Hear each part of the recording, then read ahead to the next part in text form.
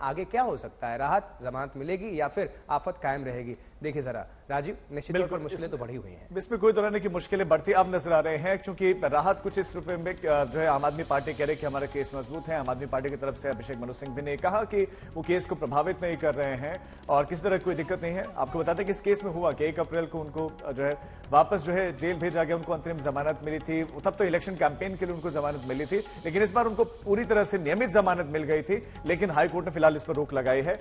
आज इस पर सुनवाई आपको बता दें कि हो गया और उसके बाद इंतजार करना होगा कि हाईकोर्ट का जो कंप्लीट ऑर्डर है वो क्या है। दरअसल अंतरिम जमानत के बाद 2 जून को उनको फिर से जेल जाना पड़ा। हालांकि कोशिश उन्होंने बहुत की, याचिकाएं लगाई गई थी, खारिज हो गई थी, दलील भी बहुत दी गई, लेकिन टिकी नहीं वो दलील। अब केस मजबूत है, ईडी भी अपनी तरफ से पूरी एड़ी चोटी का जोर लगाई हुई है। अब उधर से आरोप प्रत्यारोप का दौर भी हमें देखने को मिल रहा है, लेकिन कोर्ट में भी इस वक्त हलचल क्या है ये जानना जरूरी है। इस वक्त अपडेट आप सभी तक पहुंचाएंगे संजय शर्मा, हमारे सहयोगी, लगातार इस केस पर नजर बनाए हुए।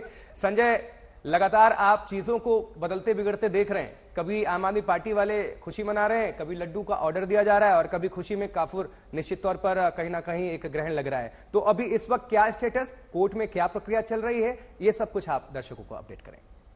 अभी फिलहाल मैं राउज एवेन्यू कोर्ट से दिल्ली हाई कोर्ट पहुंचा हूं, लेकिन यहाँ अभी स्थिति दोनों कोर्ट में जैसी आम आदमी पार्टी की स्थिति है वैसी स्थिति इधर भी है, शिथिल और शांत। अभी कुछ नहीं हो रहा, लेकिन थोड़ी देर में जैसे ही रिकॉर्ड निचले अदालत के रिकॉर्ड यहाँ आ जाएंगे, उसके बाद सुनवाई शुरू होगी। और सुनवाई शुरू होने के साथ ही मुझे लग रहा है कि आज का दिन काफी गहमा गहमी भरा होगा, आम आदमी पार्टी के लिए भी और ईडी के लिए भी, क्योंकि दोनों की ही साख यहाँ पर दांव पर लगी हुई है। तो अब ये देखना होगा कि ईडी यहाँ पर क्या ऐसी दलीलें देती है और अदालत को कैसे अपनी दलीलों से प्रभावित कर पाती है, या फिर अरविंद केजरीवाल की दलीलें यहाँ भी काम कर जाती हैं। ये देखना वाकई बहुत दिलचस्प होगा। तो ऐसे में हम सब लोग इंतजार कर रहे हैं कि बेंच के फिर से असेंबल होने का, और बेंच फिर से असेंबल होगी, मतलब बेंच के सामने मामला सुनवाई के लिए कब आता है और उसके बाद फिर आगे सुनवाई जैसे होगी हम अपने दर्शकों के साथ साझा करेंगे। बिल्कुल संजय, हाईकोर्ट ने मामले में सुनवाई तक जमानत पर रोक लगाई, तो उस समय चुनौती देते समय क्या दलीलें रखी गई एनफोर्समेंट डायरेक्टरेट की तरफ से? उसमें दलीलें एनफोर्समेंट डायरेक्टरेट की तरफ से यही कहा गया कि ये आदेश अपने आप में अधूरा है, क्योंकि इस आदेश सुनाने से पहले ईडी को अपनी बात रखने का पूरा मौका नहीं दिया गया। निचली अदालत काफी हड़बड़ी में सुनवाई की है, और जब हमने लिखित दलीलें देने की गुजारिश की तो हमसे लिखित दलीलें भी नहीं ली गई। आखिरी बार हमने जब उनसे कहा कि इस आदेश के परिपालन पर 48 घंटे की रोक लगा दी जाए, तब तक हम ऊंची अदालत में, हाई कोर्ट में इसे चैलेंज करना चाहते हैं, वो मांग भी ठुकरा दी गई। तो इन तमाम चीजों को देखते हुए हाई कोर्ट ने निचली अदालत के दस्तावेज भी तलब किए हैं, रिकॉर्ड तलब करने के साथ साथ ऑर्डर की कॉपी भी मंगाई है।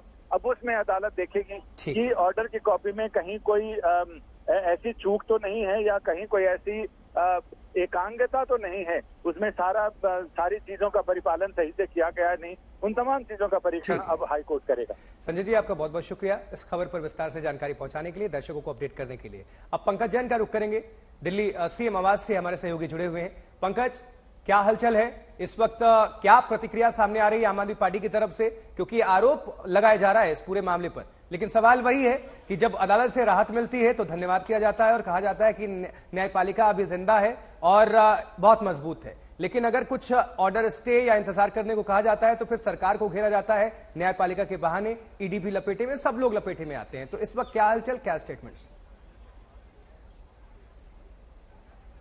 बिल्कुल, देखिए दिल्ली की राजनीति में रोजाना नए चैप्टर जुड़ रहे हैं। आज सुबह जब घर से निकले थे तो मौसम बहुत सुहावना था, काले बादल थे, ठंडी हवाएं चल रही थी, लेकिन मौसम ने करवट ली, उसी तरह पूरे मामले ने भी करवट ले ली है। अब उमस भरी गर्मी है, पसीने छूट रहे हैं और सौरभ भारद्वाज सोशल मीडिया पर ये पोस्ट कर रहे हैं कि केंद्र सरकार के लिए कानून का कोई मतलब नहीं है, जब ऑर्डर आया ही नहीं तो ईडी वाले कोर्ट में किस ऑर्डर को चुनौती देने के लिए पहुंचे हुए हैं। सोशल मीडिया पर अब ईडी पर आम आदमी पार्टी सवाल खड़े कर रही है और ये पूछ रही है कि जब ऑर्डर पूरी तरह से नहीं आया तो चुनौती किस आधार पर दी गई है। लेकिन क्या इस पूरे मामले में आगे रणनीति रहेगी आम आदमी पार्टी, इसे लेकर भी तमाम पार्टी के नेता इस वक्त मुख्यमंत्री आवास के भीतर चर्चा कर रहे हैं। लीगल टीम जो है उनकी भी अब काफी ज्यादा चुनौती बढ़ गई है, क्योंकि अगर ये कहा गया है कि हाईकोर्ट इस पूरे मामले की जब तक सुनवाई नहीं कर लेता है तब तक स्टे रहेगा, तो ऐसी स्थिति में अब सारा जो बोझ है वो लीगल टीम के कंधों पर होगा और देखना होगा कि आम आदमी पार्टी इसको किस तरह से राजनीतिक ट्विस्ट भी देती है। बिल्कुल पंकज, क्या आम आदमी पार्टी के जो लीडर्स के आज धरने इत्यादि की प्लानिंग थी, क्या उस पर भी अब असर पड़ा है इस फैसले का?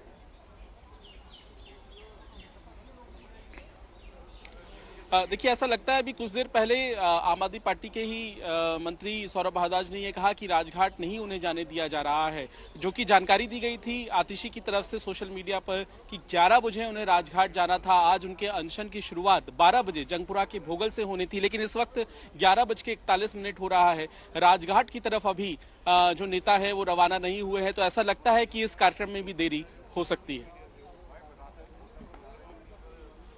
तो चलिए, आज तिहाड़ से केजरीवाल की रिहाई पर सस्पेंस है और जिस तरह से आपको जानकारी पहुंचा रहे हैं संजय भी, हमारे सहयोगी लगातार अदालत की कार्रवाई पर नजर बनाए हुए हैं। आज गमे का दिन है। इधर दिल्ली मुख्यमंत्री आवास पर क्या हलचल है, ये पंकज जैन हमारे सहयोगी लगातार आप सभी को अपडेट कर रहे हैं। पंकज, भीतर मुख्यमंत्री आवास के अंदर कौन कौन से नेता मौजूद हैं इस वक्त? क्या संजय सिंह भी हैं, आतिशी भी हैं? और जो डिटेल्स अभी सामने आ रहे हैं वो जरा बता दीजिए और अगर संभव हो तो थोड़ी तस्वीरें भी दिखा दीजिए।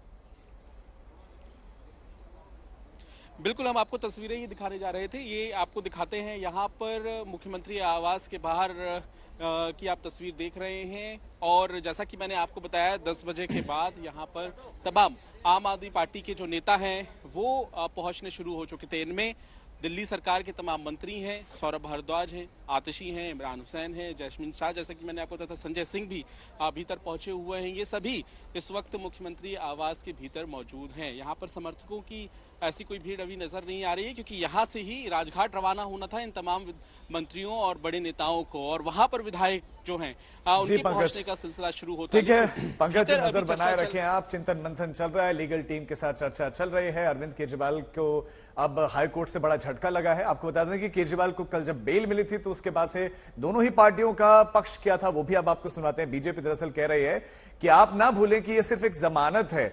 अब आम आदमी पार्टी ने कहा कि ये तो न्याय की जीत हुई है। हमारे साथ हैं बीजेपी सांसद मनोज तिवारी जी। सर, कल जब बेल का ऑर्डर आया अरविंद केजरीवाल को लेकर तो उसके बाद हमने देखा कैसे सेलिब्रेशंस जो है हर जगह, वो उनके घर पर पटाखे, आम आदमी पार्टी के दफ्तर पर जश्न। क्या लगता है आपको, अब तो सत्यमेव जयते का नारा लेके आप लोगों के बीच में आम आदमी पार्टी जा रही है? देखिए, जिसको ये पता है कि हमें लंबे समय तक की सजा मिलनी है तो उसको तो बेल भी जश्न ही लगता है कि चलो थोड़े दिन तो छूट गए, थोड़े दिन और राजमहल में रह लेंगे। बेल गुनाह से बरी होना नहीं होता है। बेल का मतलब कि तुम्हारे ऊपर केस चल रहा है, केस में फैसला जब आएगा उसके बीच में बेल एक अस्थायी प्रक्रिया है। कभी बेल टूट जाती है, कभी बेल पे आदमी चला जाता है। तो क्या आप वापस फिर से जेल जा सकते हैं अरविंद केजरीवाल, आपको लगता है ऐसा? नहीं, 100% उनको सजा मिलनी तय है। बेल का मतलब ये थोड़ी है कि आपका गुनाह खत्म हो गया। एक चीज और जो कही जा रही है कि ये जो